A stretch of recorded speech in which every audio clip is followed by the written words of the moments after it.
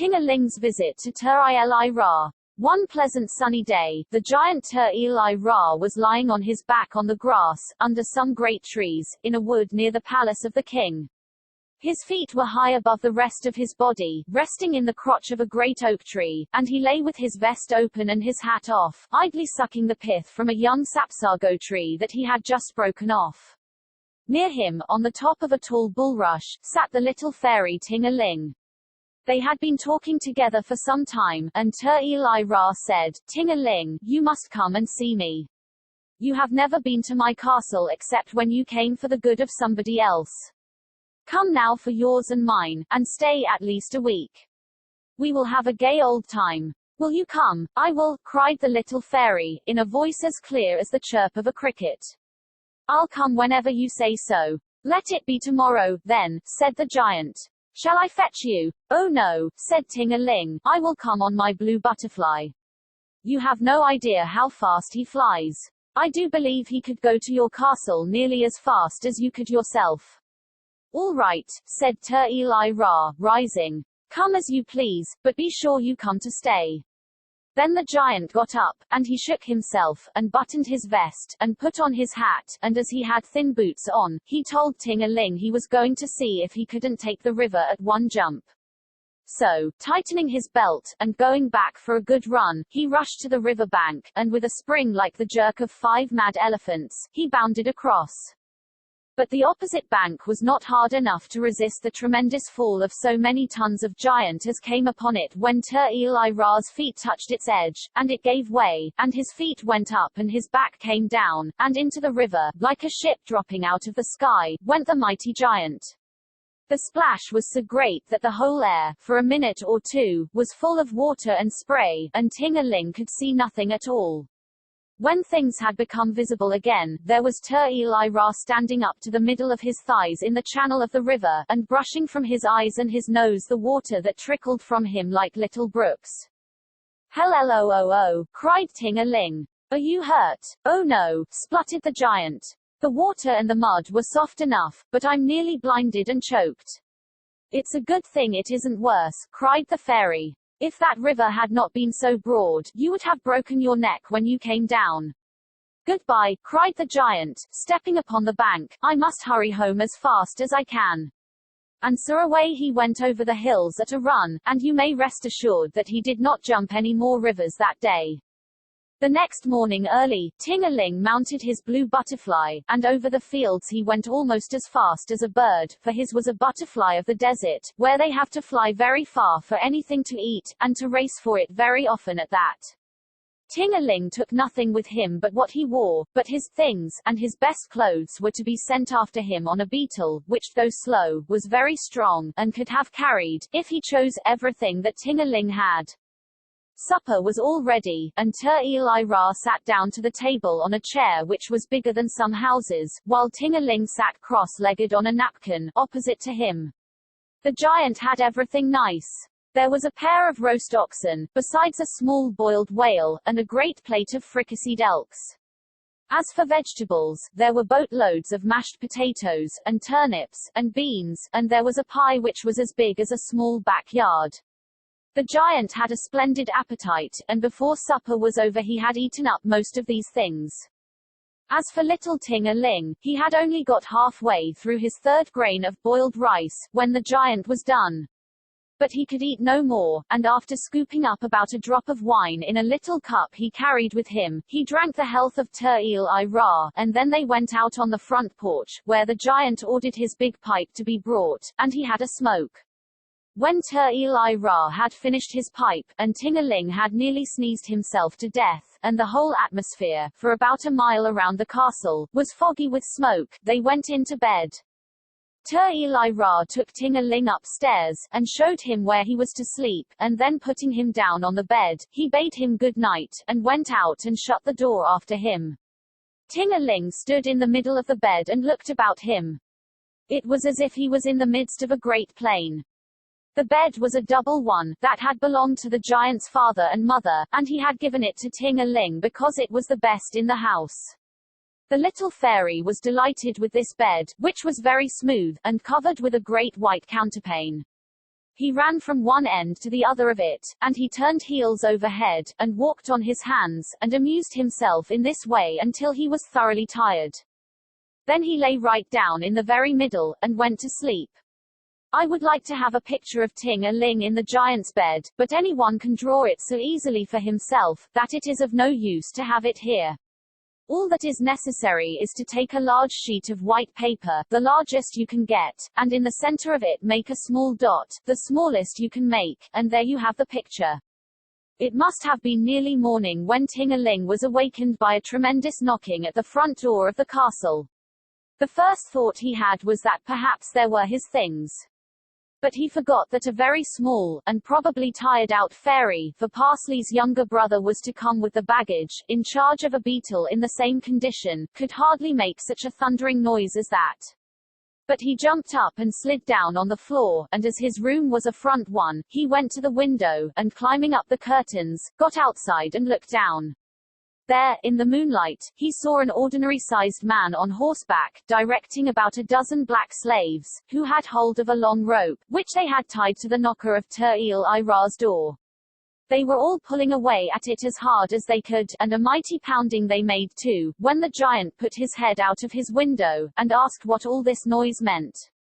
"Oh good Ter-Il-Ira," cried the man on the horse, "I have ridden for several days," he said, nothing about his slaves having run all the way, "to come to you, and tell you that the Chirophytala Pinks is loose."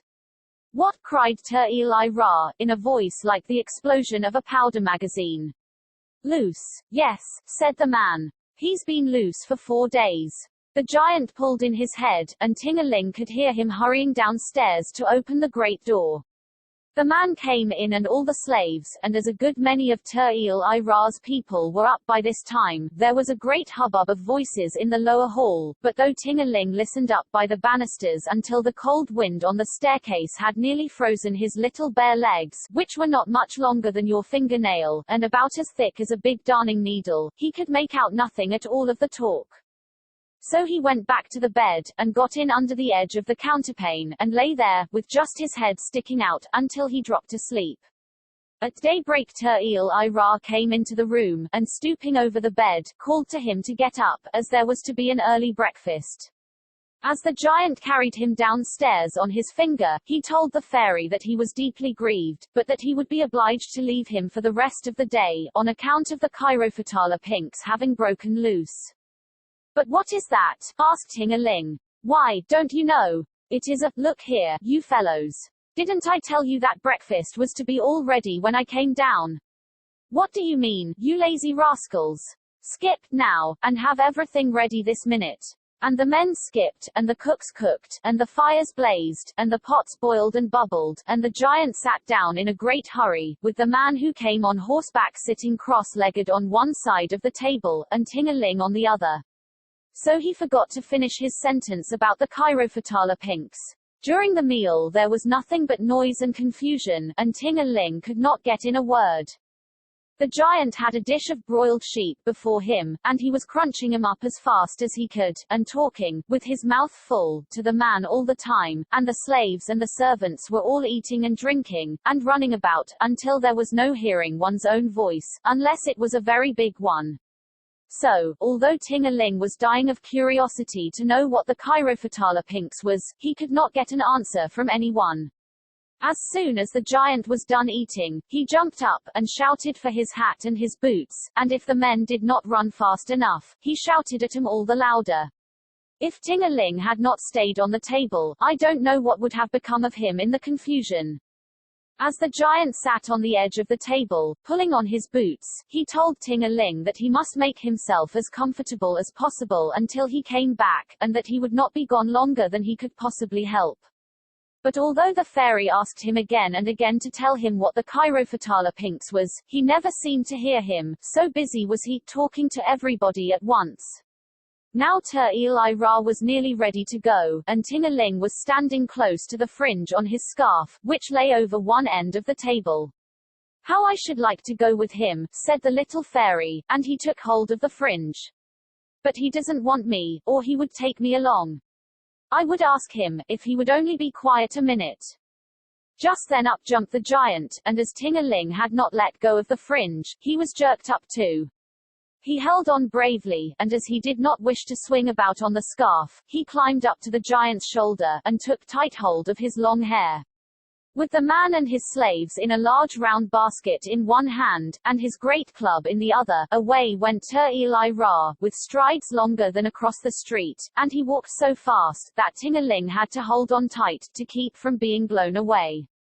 About noon they came to a large palace, surrounded by smaller dwellings, and on the porch of the palace there stood a king and a queen and 3 princesses, and they were all crying. On the steps, in the grounds and gardens, and everywhere, were the lords and ladies, and common people, and they were all crying too. When these disconsolate people saw the giant approaching, they set up a great shout of joy, and rushed to meet him, calling out, "Oh, the Chirophytala-Pinx has broken loose." Ter-Eli-Ra went up to the palace, and sat down on the great portico, with his feet on the ground, and the people told him, all speaking at once, and not having even manners enough to let the king have the first say, that the Chirophytala-Pinx had grown awfully strong and savage since the giant had tied him up, and that he had at last broken loose, and was now ravaging the country. He had carried off ever so many camels, and horses, and sheep, and oxen, and had threatened to eat up every person in those parts, who was under age.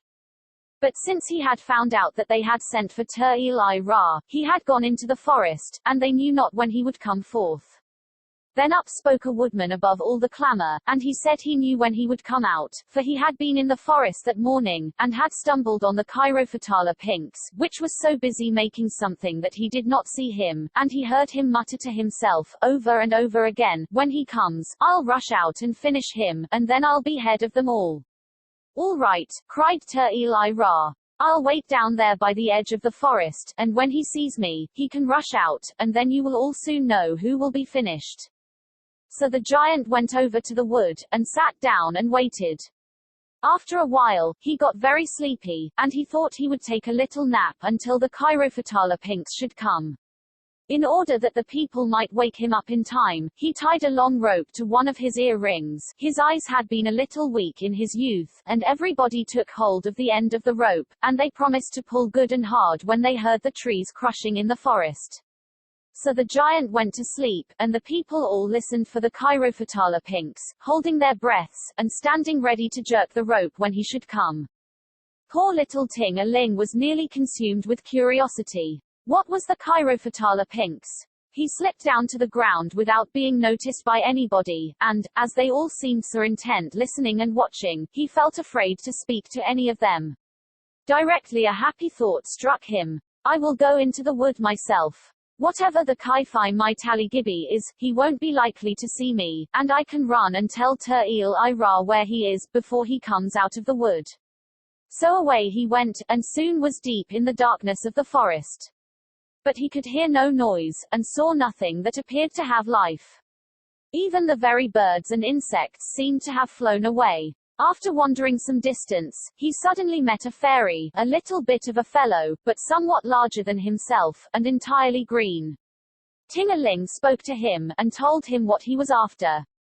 "That isn't exactly his name," said the green fairy, politely, "but I know what you mean.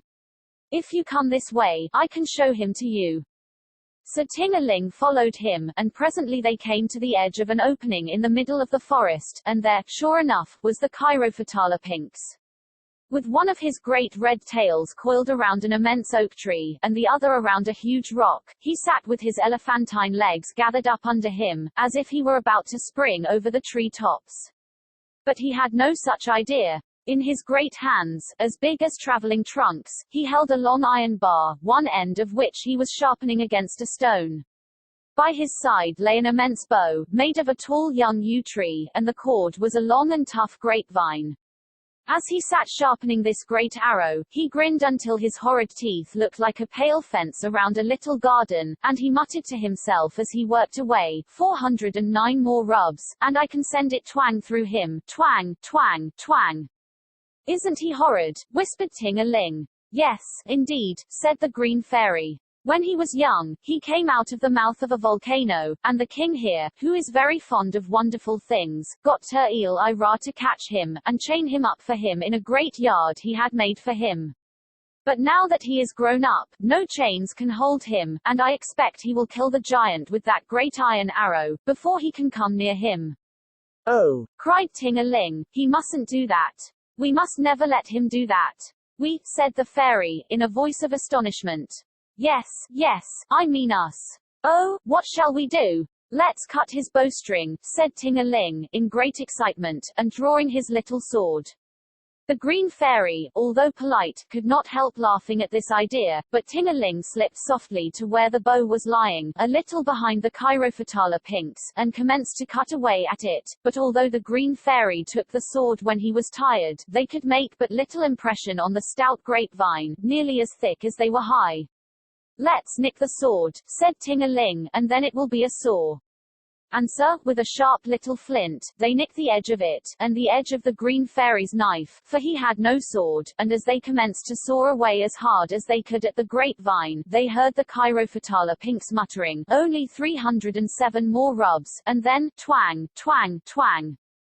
They worked like little heroes now, and as the fairy's sword was of the sharpest steel, they cut a good way into the vine, but just when they were nearly tired out, they heard the words, 93 more rubs, and, twang, twang, twang. Oh, let's saw, cried Ting-A-Ling, and it's a wonder the Chirophytala pinks did not hear him, and they worked as hard as they did at first. 6 more rubs, and, twang, twang, twang, cried the Chirophytala pinks, and the two little fairies fell down exhausted and disheartened. The vine was cut but little more than half through. Up rose the mighty creature, and with his bow and arrow in his hands, he pushed quietly through the wood. The two fairies jumped up in a few minutes, and hurried after him, and as he went very slowly, so as not to be perceived, they reached the edge of the wood just as he crashed out into the open field. Oh, shouted all the people, and they pulled the rope with a terrible jerk. Up sprang the giant, but there stood the Chirophytala pinks, with his long iron arrow already fitted into his bow. Ha, ha, he cried, I shall put it through you, twang. And he drew his arrow to its very head, and all the people fell down on their faces, and even Ting-A-Ling turned a little pale. But snap, went the bowstring, and down fell the arrow. Then up rushed the giant, and with one crushing blow of his rock-knobbed club, he laid the Chirophytala pink stone dead. The king, and the queen, and the princesses, and all the people, jumped up, and in their wild joy they would have kissed the clothes off the good giant, had he been willing to wait. All right, he cried, I must be off. I've a friend at home waiting for me. No thanks, you can stuff him now. Goodbye, and away he went, and poor little Ting-A-Ling was left behind. When he saw the giant walking away like a steam engine on stilts, Ting-A-Ling began to cry.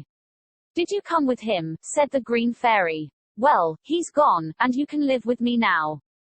But Ting-A-Ling was so overcome with sorrow, and begged so hard that his new friend should tell him of some way to follow the giant, that the latter, after thinking a while, took him up into the king's pigeon house. Warning him to be careful not to let any of the birds pick him up, the green fairy pointed out a grey pigeon to Ting-A-Ling. Now, said he, if we can get a string around the middle feather of his tail, we're all right. How so? Asked Ting-A-Ling. Why, then you get on, and start him off, and by pulling the string you can make him go any way you wish, for you know he steers himself with his tail. Good, cried Ting-A-Ling, and they both looked for a string. When they had found one, they stole up to the pigeon, who was eating corn, and tied it fast to the middle feather of his tail, without his knowing anything about it. Now jump on and I'll start him off, said the green fairy, and Ting-A-Ling ran up the pigeon's tail, which almost touched the floor, and took his seat on its back, holding tight onto its feathers. Then the green fairy ran around by the pigeon's head, and shouted in its ear, as it was pecking corn, hawk. The bird just lifted up its head, and gave one shoot right out of the window of the pigeon house. It went high up into the air, and Ting-A-Ling, when he looked around and saw which way he ought to go, pulled his string this way and that way, and he found that he could steer the pigeon very well, and even make him keep up in the air, by pulling his tail feather straight up. So on they went, and they got to the giant's castle before the giant himself.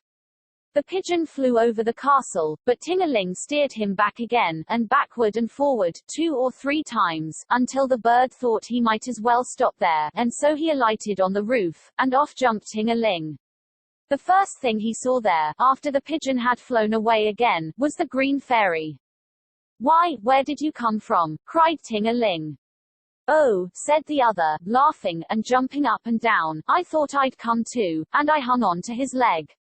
It was nice, sitting up among his warm feathers, when his legs were curled up under him, a great deal better than being on top.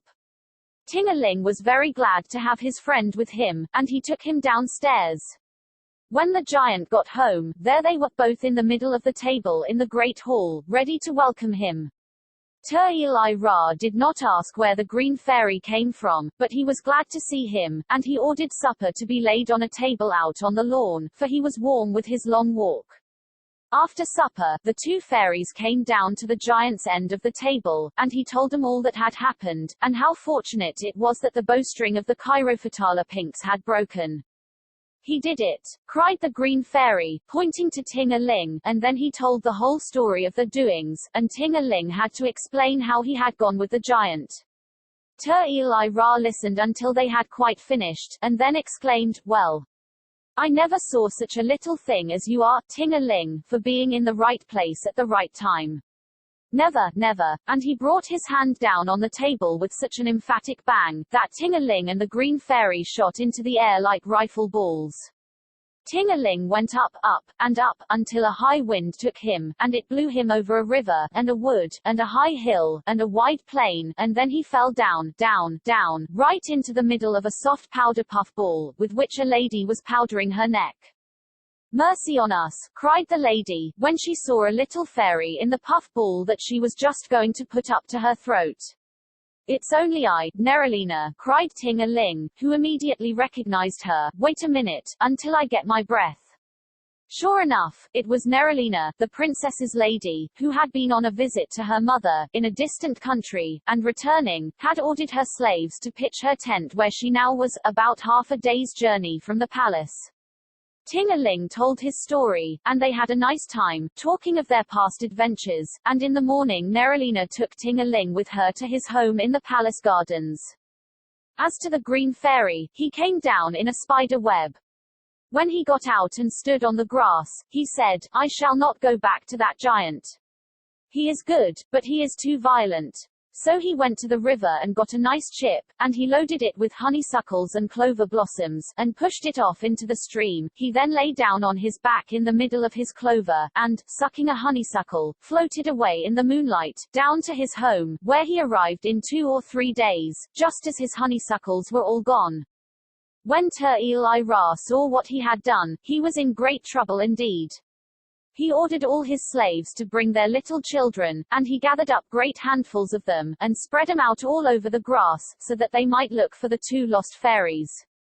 But of course they could not find them, and just as the sun was setting, and the giant was going to bed in despair, there came a horseman from Neralina, telling him that Ting-A-Ling was safe, and was going home with her. Early in the morning Ting-A-Ling went to the palace gardens, and Ting-A-Ling seeing him, they went down to the wood where they were when this story opened. Ting-A-Ling wanted Ting-A-Ling to go back and finish his visit. "No," said the fairy. "I like you very much indeed, but I'm afraid I'm most too little for your house." "Perhaps that's true," said the giant, "and when you want to see them, there are so many good people here in the palace. I am sure I like common human beings very much, and I would wish to be with them always, if they were not so little." "I like them too," said Ting-A-Ling, "and would live with them all the time, if they were not so big."